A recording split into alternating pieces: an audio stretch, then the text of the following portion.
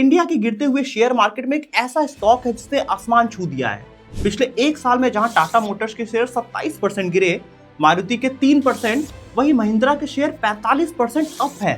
एक comfortable SUV से लेकर ट्रक बनाने वाली महिंद्रा को 97% ब्रोकरेजेस ने बाई रेटिंग दिया है।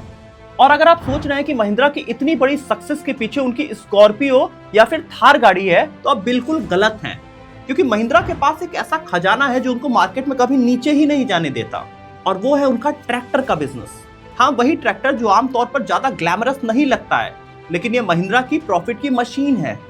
आज महिंद्रा भारत में हर साल करीब 4 लाख से ज्यादा ट्रैक्टर सेल करती है, और इंडियन ट्रैक्टर मार्केट में इनकी पूरी मोनोपोली है 42.5% मार्केट शेयर के साथ। फाइनेंशियल ईयर 23-24 में देखें तो महिंद्रा ने कुल 63,000 करोड़ का धंधा किया है, जहां इन्होंने कार के बिजनेस में फार्म से दुगना रेवेन्यू किया है। लेकिन प्रॉफिट के मामले में ट्रैक्टर का बिजनेस काफी आगे निकल जाता है। एक तरफ महिंद्रा अपने ईवी के बिजनेस में ढेरों पैसे बहा रही है, वहीं कार के बिजनेस में इनको इंटेंस कंपटीशन फेस करना पड़ रहा है। लेकिन ये ट्रैक्टर का बिजनेस इनकी प्रॉफिट की मशीन बना हुआ है, जो इनको मार्केट से कभी नीचे ही नहीं होने देता।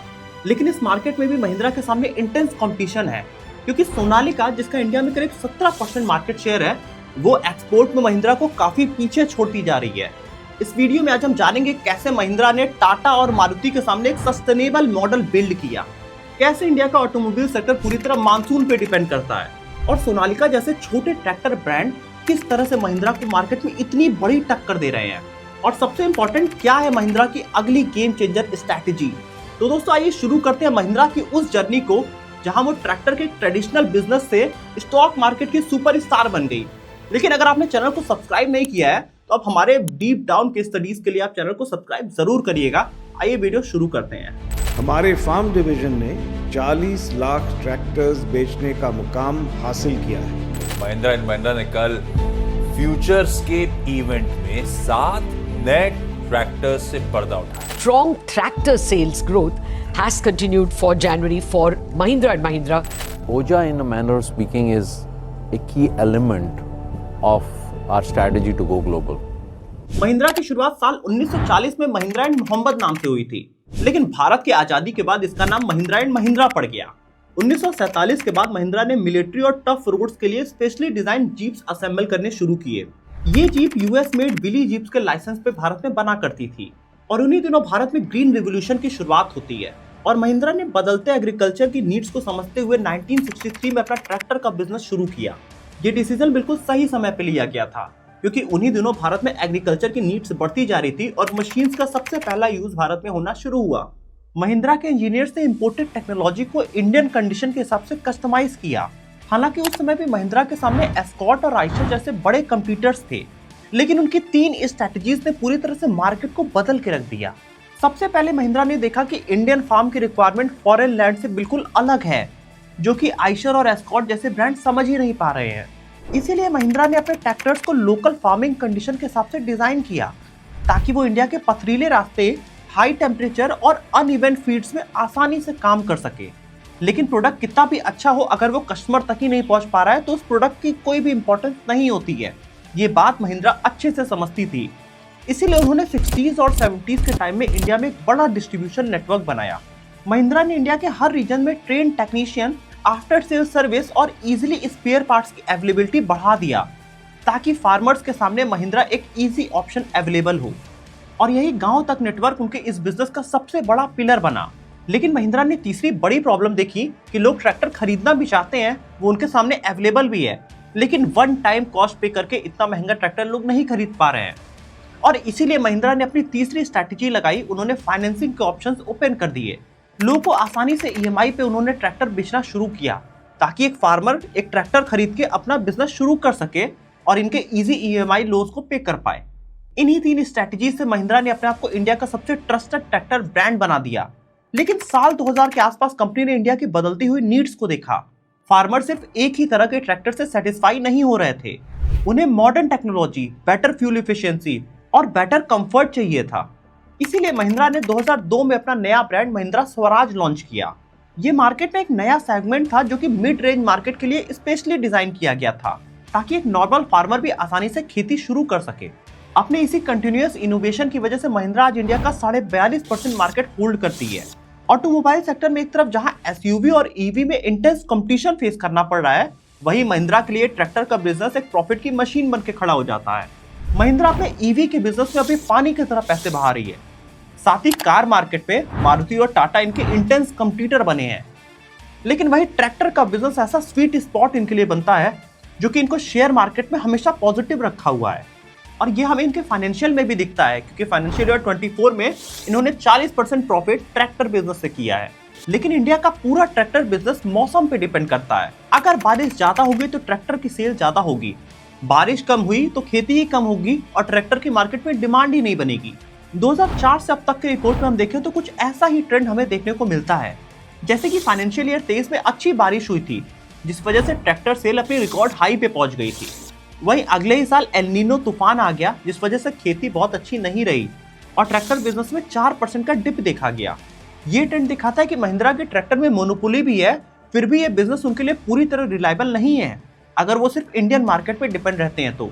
और इसीलिए महिंद्रा के लिए इंपॉर्टेंट हो जाता है एक्सपोर्ट, क्योंकि अगर इंडियन मार्केट के बाहर भी वो जाकर ट्रैक्टर बेचते हैं और किसी साल इंडिया में मौसम खराब रहने की वजह से ट्रैक्टर की सेल कम भी होती है, तो भी वो ओवरऑल एक रिलायबल मार्केट क्रिएट कर पाएंगे अगर वो वर्ल्ड वाइड अपने ट्रैक्टर सेल कर रहे हैं तो।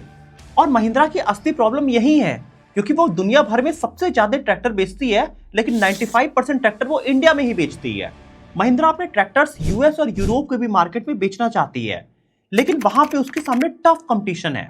जैसे कि जॉन डीर, न्यू हॉलैंड और क्यूबोटा जैसे ब्रांड्स हाईली टेक्नोलॉजी से एफिशिएंट है और उनके ट्रैक्टर्स के सामने महिंद्रा के ट्रैक्टर फाइट ही नहीं कर पा रहे हैं। अभी 2024 में देखें तो इंडिया में कुल 9 लाख ट्रैक्टर की बिक्री हुई, जिसमें से 42.5% महिंद्रा का ही शेयर था। और सेकंड नंबर पे थी सोनालिका और थर्ड पे थी टफे। ये दूसरी कंपनियां महिंद्रा से कोसों दूर हैं ट्रैक्टर की सेल में। लेकिन अगर हम इंडियन मार्केट के बाहर देखें तो हमें सोनालिका की स्ट्रैटेजी बहुत ही फैसिनेटिंग लगती है। सोनालिका ब्रांड ने देखा कि इंडियन मार्केट में महिंद्रा के सामने फाइट करना काफी मुश्किल है, इसलिए उन्होंने इंडिया के नियर बाई मार्केट्स तलाशने शुरू किए जो कि इंडिया जैसे ही हैं। जैसे कि अल्जीरिया, नेपाल, बांग्लादेश और म्यांमार के मार्केट ऐसे हैं जहां पे सस्ते ट्रैक्टर की भारी डिमांड है। सोनालिका ने इन्हीं मार्केट में जाके ट्रैक्टर बेचने शुरू किए, जहां पे उनके सामने कंपटीशन काफी कम था और सेल करना काफी आसान था। जैसे कि अल्जीरिया के मार्केट में सोनालिका का सबसे बड़ा कॉम्पिटिटर है न्यू हॉलैंड और मैसी फर्गसन, लेकिन उस मार्केट में ये इतने अफोर्डेबल ब्रांड बनके खड़े हुए हैं जो कि उनको मार्केट में आसानी से इस्टेब्लिश कर देता है। ऐसा ही कुछ नेपाल, बांग्लादेश और म्यांमार में भी देखने को मिल रहा है, जहां एक तरफ महिंद्रा यूएस और यूरोप में अपने आप को इस्टेब्लिश करने की कोशिश कर रही है, जहां पे इंटेंस कंपटीशन है, वहीं सोनालिका छोटे मार्केट्स में एंटर करके लेस कॉम्पिटिटिव मार्केट के थ्रू अपना ब्रांड बिल्ड करने की कोशिश कर रही है। और इसीलिए इंडियन मार्केट में भले ही महिंद्रा डोमिनेट करती है, लेकिन एक्सपोर्ट में सोनालिका उनसे काफी आगे है। एक्सपोर्ट में सोनालिका का मार्केट शेयर 35% है, वहीं महिंद्रा का 16% है। महिंद्रा इनसे पिछड़ती हुई दिख रही है और यही सिग्नल था महिंद्रा के लिए कि जैसा उन्होंने 2000 के समय में महिंद्रा स्वराज लाके अपने आप को रीइन्वेंट किया था, वैसे ही कुछ इस समय वो फिर से करे। और महिंद्रा ने एक रिग्रेस प्रोसेस और रीइन्वेंशन के थ्रू नई स्ट्रैटेजीज मार्केट में लेके आई। महिंद्रा ने ऑब्जर्व किया कि वर्ल्ड अब एक नए युग की तरफ बढ़ रहा है, जहां हॉबी फार्मिंग काफी तेजी से बढ़ रही है। लोग छोटे फार्म में खेती करना पसंद करते हैं, जिसके लिए लाइट वेट और टेक्निकली स्ट्रॉन्ग ट्रैक्टर्स की नीड है। इसीलिए महिंद्रा ने अपने स्वराज ब्रांड को रीइन्वेंट किया, जो कि फॉरेन मार्केट में आसानी से स्ट्रॉन्ग कंपटीशन को फेस कर पाए। और 15 अगस्त 2023 को महिंद्रा ने महिंद्रा ओजा लॉन्च किया, जिसमें 3 बातों का खास ख्याल रखा गया। पहला, वो विजुअली अपीलिंग हो, दूसरा वो टेक्निकली एडवांस हो और तीसरा वो लाइट वेट हो, क्योंकि हॉर्टिकल्चर में लाइट वेट ट्रैक्टर्स की डिमांड तेजी से बढ़ी है। लाइट वेट ट्रैक्टर्स 20 से 40 हॉर्स पावर तक की कैपेसिटी दे देते हैं, जो कि छोटे फार्म के लिए बिल्कुल परफेक्ट प्रूव होता है। और ओजा को इतना टेक्निकली स्ट्रॉन्ग बनाया गया है कि वो रियल टाइम डेटा भी ट्रैक करता है। और महिंद्रा का इस बिजनेस में बड़े विजन्स हैं, इसलिए कंपनी 3500 करोड़ रुपए अगले 3 साल में इन्वेस्ट करने जा रही है अपनी ट्रैक्टर के बिजनेस में। महिंद्रा का बड़ा टारगेट था साउथ अमेरिकन मार्केट, और इसीलिए वो ब्राजील को एक हब की तरह यूज करने वाले हैं, जहां पे वो अपना मैन्युफैक्चरिंग प्लांट सेटअप कर रहे हैं। आप सोच रहे होंगे कि महिंद्रा ने साउथ अमेरिका ही क्यों चुना, क्योंकि साउथ अमेरिका के पास वर्ल्ड के सबसे लार्जेस्ट फार्म लैंड है और यहीं पर ट्रैक्टर की सबसे ज्यादा सेल की जा सकती है। साथ ही महिंद्रा ने देखा कि थाईलैंड, इंडोनेशिया और फिलीपींस जैसे मार्केट्स में भी तेजी से ट्रैक्टर्स और मॉडर्न टेक्नोलॉजीज की डिमांड बढ़ रही है, जिस वजह से लास्ट ईयर महिंद्रा ने थाईलैंड के ट्रैक्टर मार्केट में ओजा की एंट्री किया और धीरे धीरे वो उनके नियर बाई मार्केट्स में भी एंटर करते जाएंगे एशियान कंट्रीज में। महिंद्रा ओजा के थ्रू वर्ल्ड का 20 से 25% करीब लाइट वेट ट्रैक्टर का मार्केट कैप्चर करना चाहती है। इससे महिंद्रा को स्टार्टिंग पुश तो मिला ही है और महिंद्रा ओजा शुरुआत से ही काफी सेल करती हुई दिख रही है, लेकिन इनके सामने अभी कई सारे प्रॉब्लम्स खड़े हैं क्योंकि डोनाल्ड ट्रंप ने अभी करीब 25% टैरिफ लगा दिया है बाहर से आने वाली कार्स के ऊपर, जिस वजह से महिंद्रा के ऑटोमोबाइल का जो एक्सपोर्ट होगा यूएस में वो बहुत बुरी तरह प्रभावित हो सकता है। तो महिंद्रा इससे कैसे निपटेगा ये देखना काफी इंपॉर्टेंट होगा। लेकिन इस बिजनेस केस स्टडी से आप 3 बड़े लेसन सीख सकते हैं। सबसे पहला लेसन आप महिंद्रा से ही सीखिए। महिंद्रा ने सबसे पहले एक स्ट्रॉन्ग ब्रांड बिल्ड किया और 2000 के टाइम पे उन्होंने इंडिया की बदलती हुई नीड्स को देख लिया और खुद को रीइन्वेंट करके नए ब्रांड्स बिल्ड किए। यही मार्केट में सबसे ज्यादा गलतियां करती हैं ब्रांड। जब वो मार्केट में एक स्पेशल पोजीशन पा जाती हैं उसके बाद वो रीइन्वेंट करना छोड़ देती हैं। आज महिंद्रा इंडिया में 42.5% मार्केट होल्ड करती है क्योंकि उन्होंने लगातार अपने आप को रीइन्वेंट किया। दूसरा बड़ा लेसन आप सोनालिका से सीख सकते हैं। जब इंडियन मार्केट में वो महिंद्रा के सामने इंटेंस कंपटीशन फेस कर रहे थे तो उन्होंने इंडिया के नियर बाई मार्केट्स में देखना शुरू किया जहां पे कंपटीशन कम है, और यही गलती हम भी करते हैं। इस समय हम इंडियन मार्केट में बड़ी फाइट देख रहे हैं, लेकिन अभी हम देखते हैं कि मिडिल ईस्ट के मार्केट इंडिया से ज्यादा अपॉर्चुनिटी से भरे हुए हैं। तो अगर आपका भी कोई ब्रांड है तो आप कोशिश करिए उसे मिडिल ईस्ट ले जाने की। हमने रिलायंस के एक वीडियो में काफी डिटेल में मिडिल ईस्ट के मार्केट के बारे में बात किया था।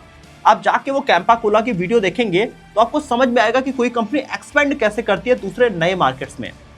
और तीसरा लेसन आप महिंद्रा ओजा से सीख सकते हैं, जिसने उस समय अपने आप को रीइन्वेंट किया जब जॉन डीर और न्यू हॉलैंड के सामने इनकी ब्रांड इस्टेब्लिश ही नहीं कर पा रहे थे अपने आप को। वो उस मार्केट में जाके पूरी तरह यूरोपियन मार्केट में फेल हो रहे थे। तो आपको हमेशा ये पता होना चाहिए कि कब आपको रीइन्वेंट करना है। दोस्तों आप कमेंट ऑप्शन में जरूर लिख के बताइएगा कि क्या ये ट्रैक्टर का बिजनेस महिंद्रा को ऑटोमोबाइल के सेक्टर में काफी और आगे ले जा सकता है। आप कमेंट ऑप्शन में जरूर लिख के बताइएगा। दोस्तों वीडियो कैसी लगी इसमें अपना कमेंट जरूर कीजिए। आप साथ में चैनल को सब्सक्राइब भी कर सकते हैं और वीडियो को लाइक भी कर सकते हैं। मिलेंगे अगले वीडियो में फिर से।